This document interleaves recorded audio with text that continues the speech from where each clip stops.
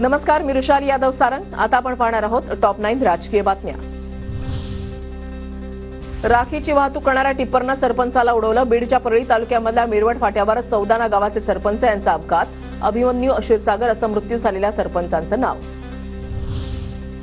शरद पवार आणि मुख्यमंत्री फडणवीस यांच्यामध्ये फोनवरून चर्चा. महाराष्ट्रामधील सद्यस्थितीवर दोन्ही नेत्यांमध्ये फोनवरून 15 मिनिटं चर्चा.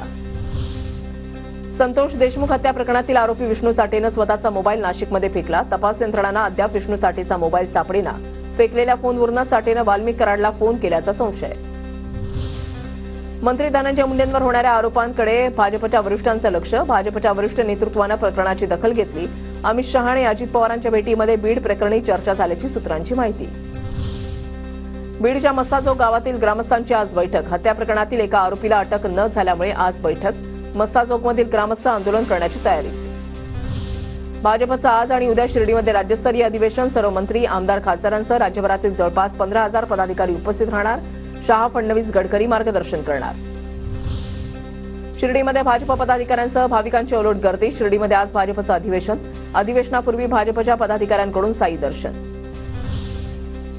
देवाभाऊ, सापांना जवळ घेऊ नका, चावल्याशिवाय राहणार नाही. रामदास कदमांचा फडणवीसांना सल्ला.